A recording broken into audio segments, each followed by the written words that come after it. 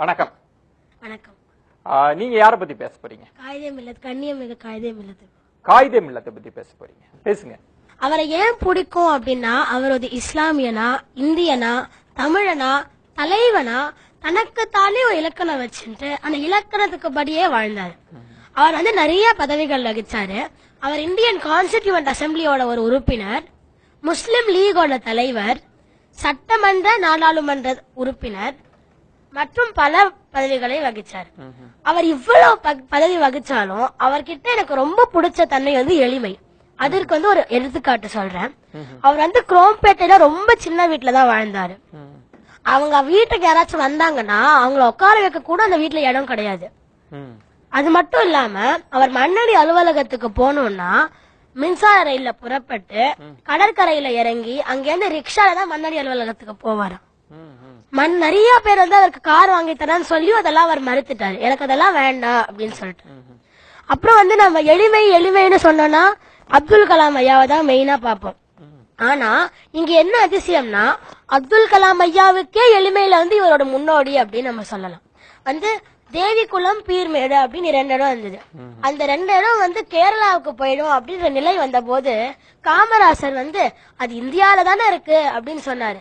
அப்ப ஆனா காயிதே மில்லத் கடந்த தேர்தல்ல அந்த 2 இடத்துல ஓட்டு உரிமை தமிழர்களுக்கு தான் அதிகமாக இருந்தது அப்படின்னு அதை நிரூபித்து அந்த 2 இடத்துல தமிழகத்துக்கே மறுபடியும் சேர்த்துட்டாரு. இதுல என்ன இன்னொரு அதிசயம்னா, அவருக்கு ஓட்டு நிறைய கிடைக்கிற இடம் கேரளா தான். ஆனாலும் அதை தமிழகத்துக்கு தான் அவர் சேர்த்தாரு.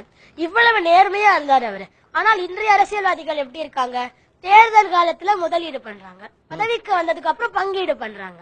அவர் கராச்சியில முஸ்லிம் லீகோட தலைமையை ஏற்ற போது அவர் பாகிஸ்தானோட பிரதமர் என்ன சொன்னார்னா, இந்தியாவில் இருக்கிற முஸ்லிம்களுக்கு ஏதாச்சும் உதவி வேணும்னா நாங்க பண்ண தயார் அப்படின்னு சொன்னார். அப்ப காயிதே மில்லத் நீங்கள் ஒரு நாடு, நாங்கள் வேற்று நாடு, இதில் நீங்கள் தலையிட வேண்டாம். இந்தியாவில் உள்ள முஸ்லிம்களுக்கு ஏதேனும் உதவி செய்ய வேண்டும் என்றால் உங்கள் நாட்டில் உள்ள சிறுபான்மை இந்துக்கள், சீக்கியர்கள், கிறிஸ்துவர்களை துன்பமில்லாமல் பார்த்துக் கொள்ளுங்கள் என்றார். அவர் இஸ்லாமியனாக இருந்தும் இப்படி சொல்றார் என்றால் அவருக்கு எவ்வளவு மத நல்லிணக்கம் இருக்கும் சார். அவ்வளவு மத நல்லிணக்கம் கொண்டவர் அவர். இந்திய திருநாட்டினுடைய தேசிய மொழியாக எது வர வேண்டும் என்று சிந்தித்த போது முதுமையான மொழியாகவும் எல்லா கருத்துக்களையும் தன்னகத்தை கொண்ட மொழியாகவும் இருக்க வேண்டும் என்று சொன்னால் தமிழுக்கு ஈடு இணையுள்ள மொழி வேறு என்றும் கிடையாது. எனவே இந்திய தேசியத்தினுடைய தேசிய மொழியாக, ஆட்சி மொழியாக தாய்மொழியாகிய தமிழ்தான் வர வேண்டும் என்று வாதிட்டவர் மரியாதைக்குரிய காயிதே மில்லத் அவர்கள். ஒரு காலகட்டத்திலே வேறு வழியில்லாமல் இந்தியாவுக்கும் பாகிஸ்தானுக்கும் சண்டை வந்துவிட்ட நேரத்தில் காயிதே மில்லத் என்ன சொன்னார் என்றால், பாகிஸ்தான், நீ எங்கள் நாட்டின் மீது படையெடுக்கின்றாய், எனக்கு பிறந்திருப்பது ஒரே மகன், இந்திய திருநாட்டுக்காக என் ஒரு மகனை உன்னை எதிர்த்து போரிடுவதற்கு நான் அனுப்புவேன்.